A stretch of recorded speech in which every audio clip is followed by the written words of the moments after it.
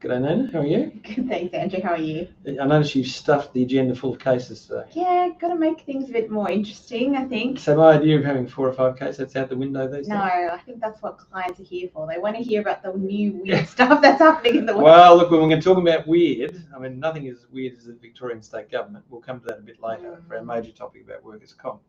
But we have some pretty odd cases. Let's go to the first case straight away, which is Hardacre. Yeah. Case of a 72-year-old man who was sort of pushed quietly out the door with an anarium and no proper communication.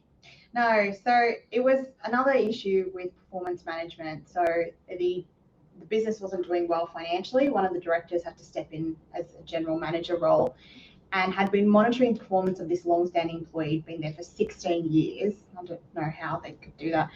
But basically he had a poor attitude, low quality of work, and kind of did performance management, would have talks to him, send emails saying, look, you're not doing great, but nothing formally committed. No. And then decided to offer him this. He made one big mistake though that really triggered it. Yeah. Oh, well, the employee did. Yeah. He signed them up for some promotional. 14 grand of promotion. 17,000, something like that. Yeah, but didn't get authorization in a time when the business was going under. So yeah, that was the tipping point. And instead of officially terminating the employee, he had a coffee meeting with him and said, look, things aren't really working out, and came up with this weird alternative arrangement where he was going to pay him out for 4 weeks and then offer him an honorarium on top of the pension to maximum payment he could have for the pension. You're probably realising at that stage you are terminating an employment, and that's really what the case is about, is when did termination occur for a start? And it wasn't clear to the employee, because when he then asked, oh, can I take annual leave? And he didn't understand this whole thing at all. And so he filed an unfair dismissal, and the Fair Work Commission found, well, the dismissal came in those exchange of emails where it said you don't need to come back. At all? Yeah, but I think the big thing that this case stands for is one of the biggest issues was the lack of performance management for a performance-based termination. And the excuse that the employer used was in his culture, he was ethnically Chinese. He said that he could never be so direct to someone of such significant age to give them a direct warning. Like, it was against his culture and he could never do it. And I love what the Fair Work Commission said. They were so direct. They basically just tore that apart and said, it doesn't matter what your culture is or how culturally awkward it could be. The Australian laws say that the obligations are you have to be clear when you're performance managing and direct. And the other part is it couldn't have been a redundancy. No, that argument made no sense. Yeah, so they ran as a redundancy, but then But they never told him it was a redundancy. Yeah, so let's move. All I want to say about this case, though, the interesting part of this case is a lot of people, when they're having difficult conversations, as they describe them, I don't think they're that difficult, but when they're having them, think they have to be nice and skirt around the issue. Whereas what people crave, and that includes the person on the other side you're having the conversation with, is certainty. Yeah. And so be yourself, but be direct. Make sure that what you're saying you do is what you do. Because in this case, had they done the performance warning, I suspect the guy would have left. Okay, but look, let's jump ahead to the next case. And I'm looking at it now as I talk to you now. It's Giacarnis. Funny case, Giacarnis, isn't it? Yeah, so this one involved a trainee disability carer who was stood down because they weren't accredited, which is a big problem, as you know, Andrew. You worked in that sector before. And basically just went off for being stood down, wrote them confrontational emails, phone calls, demanding that they withdraw the stand down. And the employer kind of... Just if I can just stop, and there was this one other issue, though, and that is they only gave him 2 days to fix his accreditation. Well, yeah, that's what I mean. Like, they decided to terminate 2 days after standing him down because they said it was because of that stuff, but it's actually because they had an audit coming back up and they were worried the fact that he wasn't accredited. Yeah. Crazy. And you won't be surprised to learn that the Commission in this case said, look, 2 days really to be re-accredited? Hardly fair. No, and not reasonable as well. I know. But look, the funny part about this, and remember I keep coming back, we had a couple of cases like that this week. Clearly at the end of it, an unreasonable method of termination, okay? But a valid reason. But $1,500, 2 weeks. So you've got to wonder in all this case, all the cases here, because the lesser periods of employment, the actual awards are very small. And so, as Nina and I have said, the law is one thing, but sometimes you need to chance your arm a bit. Here they chanced their arm. It was a stupid way of doing it. And they kept running it. I don't think And they paid him 4 or 6 weeks. It would have gone away, but they then ran a hearing and then had to pay him 2 extra weeks. So they paid probably 10 times that amount just by not being commercially wise. Yeah, and he was a trainee as well. So dumb as done. Arvin and Bunnings. Oh yeah. This is the Rosetto argument. Yeah. Obviously quite experienced litigator. So this was about a person whose employment was terminated as a casual employee. Mm-hmm. Okay. And the question is, was he systematic and regular and systematic? Can I say that's the words under the Act? Mm. So a decision made at common law in Risotto as to a casual is a person who is employed under a casual contract. Remember, that's what Risotto said, and there's a similar case that talks about contractors. As you go to what the words in the contract doesn't change what the Fair Work Act says, and the case law around the Fair Work in what is regular and systematic casual. This guy was unquestionably a regular and systematic employee, and therefore Bunnings lost. Yeah, so it's going ahead. So that was a jurisdictional argument that was being run, saying no, they're not a regular and systematic casual because the contract says they're a casual, and the court said that's not the test that I need to apply. Yeah, you have to look at the actual employment relationship and the conduct between the parties. And he had, I think, shifts every week and rearranged his uni schedule each time for Bunnings. Yeah. Can't be more regular than that. Can I just say to you, there is a temptation when High Court decisions come through to get excited and think they have a much broader application than they do. Risotto does have a relevance when you're dealing with systematic and regular casuals, because it's the starting point to say is the person a casual or not. But then, because the test is regular and systematic, it looks at the behaviour to see if it is regular and systematic, and that's outside the Risotto test. And the Risotto test, which is you go to the contract and read the words of the contract. In common law, whether a casual is not, you'd only go outside of the Risotto test where the casual contract was not clear, and then you'd go and look at future behaviour. But that's not the question that's being asked here. So it is a trap for young players. Yeah. The question that's asked here is, under the Fair Work Act, is there a jurisdictional argument for saying the person doesn't have a right for unlawful unfair dismissal because they're not a regular and systematic? And to do that, you look at the forward conduct of the parties. So the reason we raised this case was really to say, look, you hear a lot of stuff coming out, you hear a lot of lawyers publishing stuff, and they seem to be unilateral statements of fact. The most important thing is the contract. Absolutely true. Contract is really important. But as far as jurisdictional issue, which is not the reason you enter into casual contracts, it's the method by which you employ and engage people. Yeah. And it's about the 12-month issue of what is the business case as to whether they're going to be acquitted to be a permanent employee. That's why you look at casual employment as it means, not to try and get around jurisdiction, because you'd be a nong to do that. Yeah, and it's not what it's purpose for. Yeah. So anyway, the Risotto argument failed, and so it should have. Next case is Bailey and the Nanup Family Bakery. Family business is a complex thing, and this is a story of a family business being a complex. This is the brother-in-law, was it? Or no, it was a family friend. Friend. If there's any of these cases that I recommend that you read, please read this one. Like, even just in the first couple of paragraphs, the judge goes on about the difficulties with this case because of all the witnesses dialing in from airports. At one point, there was a chicken in the background. Very funny stuff. But essentially, this involved a family bakery set up in Nanup, which is a town in WA, about 3 hours drive from Perth. The owners were based primarily. By the way, there's nothing. In it's Vietnam. Not 3 hours from Perth. Just. Oh, really?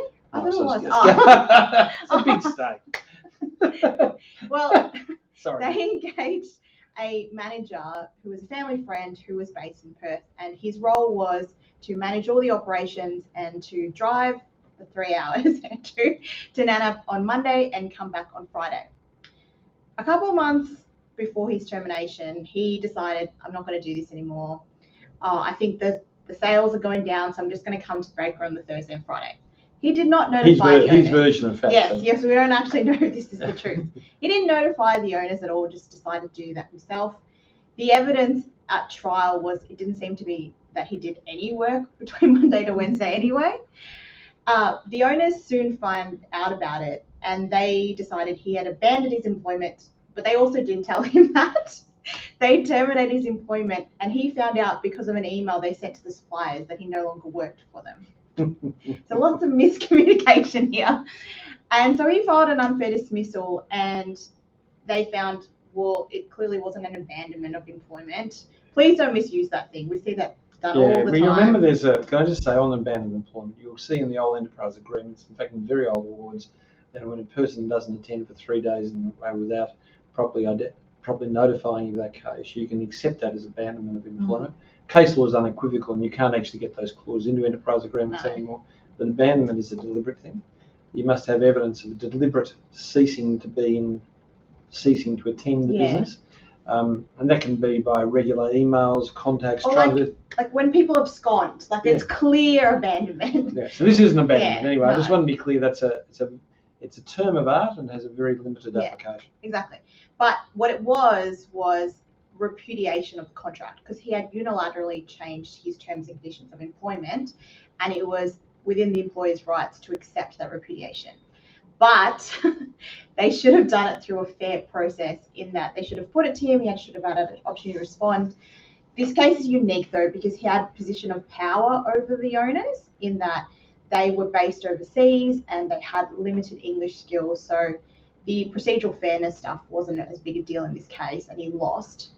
But I think it's a good reminder to clients that anytime you have employees who just decided, you know what, the rules don't apply to me, I'm just not going to come into work, there are things you can do about it, but it has to be procedurally fair. Yeah, and look, think it through. If you seek to change your terms of employment and you act upon that, then you are repudiating your contract. That is, you are saying you no longer wish to be bound by the contract you had.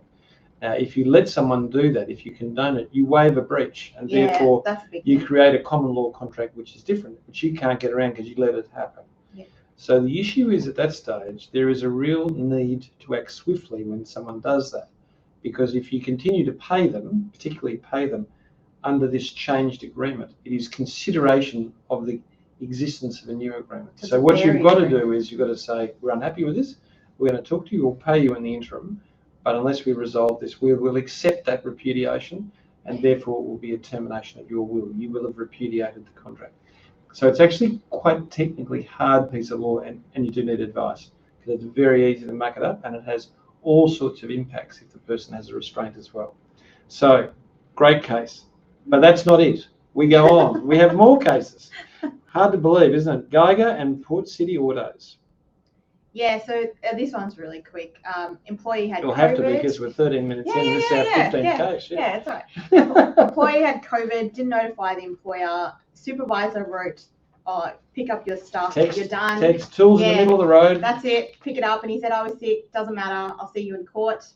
Didn't tell the business or HR manager. They found out when the employee reached out for payments, and they tried to get him back. He said, no, let's end this mutually.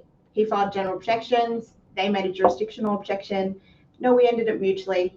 No evidence of that whatsoever when they looked at the text, and clearly failed. Yeah. Look, interesting case. Interesting because Nina's decided the funniest cases that she can find, but unquestionably. I think it's just a reminder that you could have a rogue employee and you can't just say, no, that's their actions. They are your representatives as an employer. So you need to ensure that whatever's being done in your name is actually authorised. Yeah, and the other part is someone being sick, not being able to ring you is not a basis for termination. Yeah. Okay, hopefully the last case, Safe Work and Ausgrid. Now, this one... Second last case. Yeah, but we can kind of skip this. It's just the fact that the safety incident happened 9 weeks after a similar incident, and because they didn't do inadequate steps, it was like a electric pole electrocution and fatality. Yeah. Inadequate steps led to a $600K fine. Can I just say, when WorkSafe attend your site, the first thing they're going to ask, has there been a similar incident? And they're going to issue a request for documents to look at similar incidents, and they're going to inquire as to similar incidents. Yeah.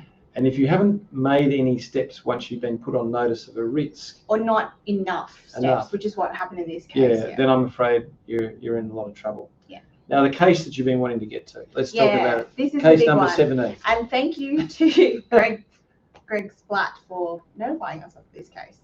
The Ramsey supervisors. Yeah, so look, the employee fell through a hole trying to get a spray can and impaled himself on a pole. He had to go to hospital and made a full recovery, but was very traumatized and never returned to work. He won $500,000 and there was common law liability. What's more interesting in this case is his mum at the time was contacted and told about the accident. She drove to the hospital, saw him in his injured state, and also saw him struggle when he returned home and never was able to return and got a psychological injury. And she filed a nervous shock claim under the Civil Liability Act in New South Wales and actually won $200,000. Yeah. And look, does this exist throughout Australia? The answer is with or without legislation. Is a mother who comes across a son who's injured without any appropriate support around them, with appropriate language, and suffers shock, well, let's talk about what is negligence. So negligence is a wrongdoing, okay, that is not too remote. So there is a duty that is owed. So we've got the wrongdoing. Is there a duty owed to a family member in respect of an injured worker? There probably is, and it would turn on the level of circumstances as to what was the risk that mother was put on. Was there a breach of that duty? Well, the breach here was actually doing it in a manner which didn't provide appropriate support around her, him, and the aftermath of the incident. So probable breach. Did the person suffer damage? The answer is yes. So the only issue is remoteness here. In other words, is the relationship between the mother and the employer too remote? At common law, probably not, given the factual circumstance of the case. So the question to Greg is, could this happen elsewhere? There are some pieces of legislation around Australia where it definitely can happen. In Victoria, there is a very good argument that it could happen. She won $200,000. Yeah. Won't change how she felt about life.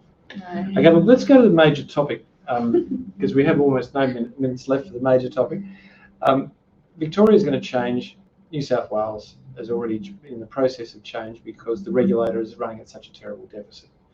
So there's two major things that are happening in Victoria. One is the idea of a provisional liability set up for certain types of psychological claims. Yes, stress and burnout claims. Stress and burnout claims. There's a reason for that, and by the way, there's a lack of clarity, so we'll have to wait for the detail. But I'm sure the purpose of this is to ensure that insurers, with their skills and capacities, wrap their arms around people before a formal psychiatric injury diagnosis is given, and even if it is given, that the proper care happens to get the person back to work, and then there will be a payment of up to 13 weeks. And if the person still has a psychological injury after that, then it'll become weekly benefits. I think that's what it intends to say. Yeah, that's what we hope. They haven't clarified what happens after the 13 weeks. Yeah. Just said they can't get weekly payments at the moment. It's not surprising it's budget time. Victoria needs to get back into surplus. This is this whole thing is really a money grab to get the regulator back on board. The next one are some pretty concerning changes that have occurred to try and repair the hole in the budget, rather than just manage claims appropriately. The first one is to raise the average industry rate by 42%. Wow. So that's significant. that will be different across different industries, but it basically means it's gone from an average of 1.27 to 1.8% raise on the average one. There's another one which is hard to explain, but it's pretty simple, and that is there are a number of industries where you sit across public and private, and there'll be a dividing of what is the premium against the nature of the work that's being undertaken, public and private. Obviously, that will have a significant change on premiums based on the exposure that exists in public to private. Probably the most concerning one for us when we're dealing with terminating people who are a year or a year and a half in is we often look at what is the premium impact, and at the moment the maximum premium impact is 30% per annum.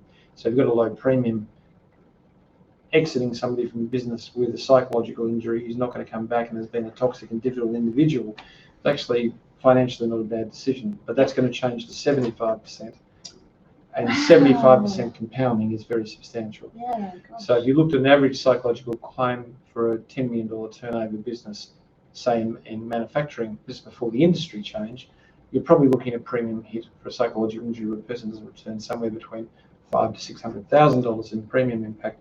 You're probably now looking at over $1 million. And if you add in the premium push in relation to industries, if your industry goes up higher, could be 1.2 to 1.5 for Wow. psychological injury. So that is a very significant clawback. Yeah. What's not in this process but is coming is a low cap protection, and that is where Nina is a contractor, works for me. Nina is injured, and her boss then has a massive hit on the premium. The insurer acting for Nina's business seeks recovery against me, is successful. Normally what would happen is the total win they have against me would be subtracted from Nina's business premium. So it might have been a $2 million premium, but now it's a $10,000 premium. And because of the 30% maximum, the next year could only be 13,000, even though previously they were at a 2 million. Does that make sense? Yeah. So the soft cap or the low cap measure would say, no matter what happens, you go back 50% year one, 75%. A way of arching this back up to try and... Now, that hasn't come through, but it's been well and truly discussed. And I think that is definitely on the agenda and will happen, but not in the short term. So maybe in a year or two's time. So what you are going to be doing is paying a lot more premium. And the psychological injury part means there will be provisional payments, but they'll be recoverable as well, and they will affect your premium. But the idea is a real focus, because of this massive growth of psychological injuries going from 6% 4 years ago to sort of 35% by 2030, is there's a recognition that WorkSafe, that is the prosecuting regulator, WorkCover, Workers' Comp, are saying you must get these people better. Yeah, which is why they're also going to introduce Return to Work Victoria, which is another separate entity whose role is focused on just getting people back to work. Yeah.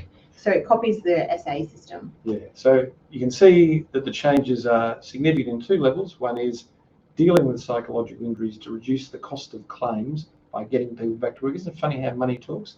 And on the other side is gouging hand, just grabbing money wherever it can. It does feel like that. Okay, well that's our summary. Let's get on to the problem. Mm-hmm.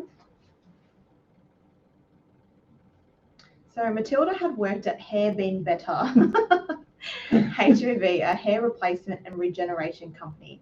She was a sales and marketing lead. She had worked up a digital and television strategy to engage a market of young men between the ages of 20 and 30 years of age who had just started losing hair. Just like me. The driver behind the strategy was that hair loss in this cohort could be abated before it became obvious, and regeneration technologies deployed to return the client to a full head of hair without everyone noticing the change. But it was hard to get men of this age to invest. Pride and denial often got in the way. Her boss, Digby, sales and marketing manager, had been underwhelmed by her delay in the output, research and content of the work. It was 2 weeks late, factual conclusions were assumed, and no market research had been undertaken to verify the targeting process in the planned advertisements. Matilda felt the brief was unfair. She had explained that to Digby. She was just out of university, had only worked in sales before, not marketing, and when she came to him for assistance, was met with a firm but indifferent response. Read the research I gave you. This is a no-brainer. The research had been undertaken by the Melbourne Business School's dean, an expert in marketing.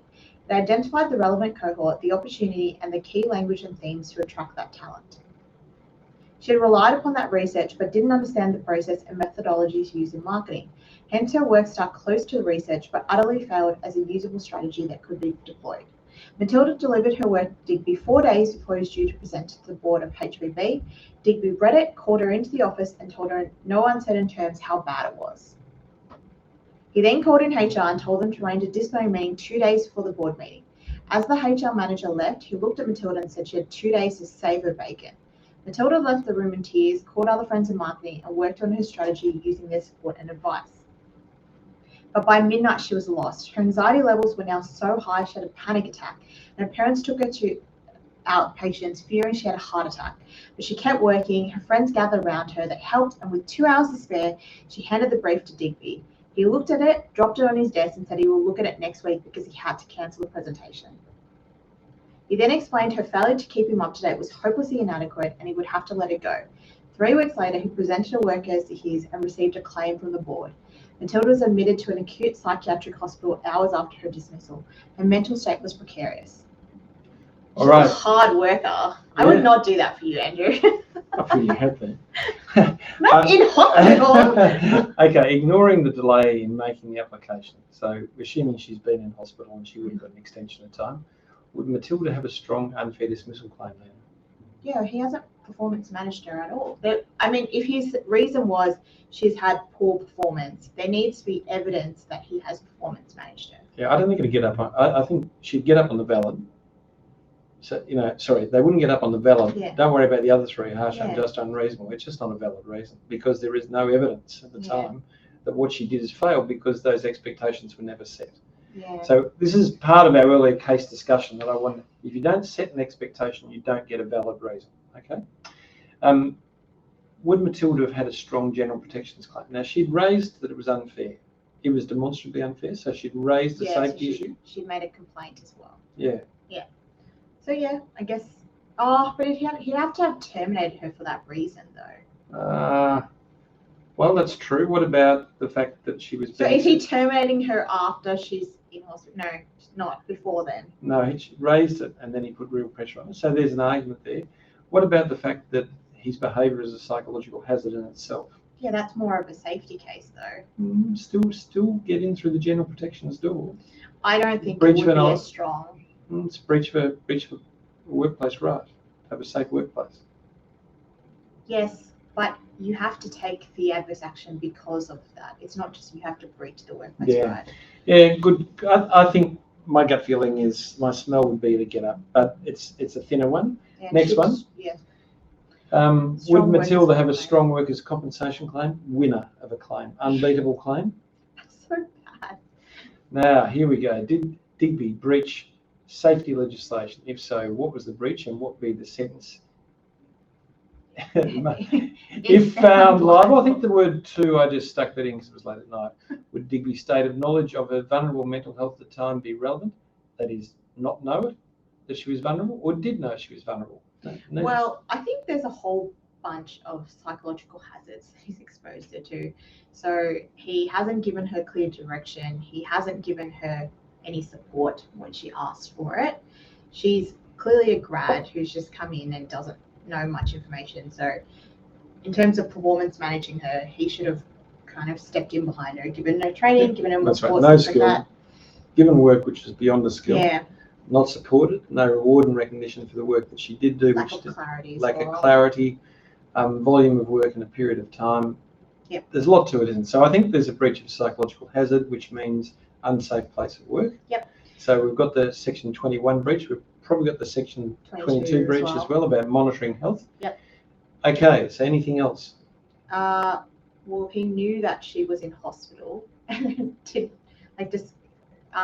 in his reaction to it, just said, no, your work sucks, basically. Yeah, then used it. Yeah. I think the big key here is nearly all of us have experienced people who set deadlines and then don't keep them. So here he said, you've got 2 days to save your bacon and do it. She killed herself. She killed herself to do it, and then he just dropped it on the desk and ignored all the work and came up with another reason, something he never expected to do. I tell you, Digby's in a lot of trouble in this case because what he has done is actually bullying. If you look at it sequentially, he's had repeated acts which are unreasonable in the fact they would hurt, intimidate, or humiliate it, and they affect the safety at work. So what you can say absolutely is when you do that, it's prosecutable, and we know the regulators will prosecute. But when put on notice, when she says, look, this is not fair, he then takes no steps. So he's moving down the reckless endangerment step because he is indifferent to the concerns that she raises, and he holds a knowledge, whether he's acting on that knowledge, he has a knowledge of her age, her skills, her training.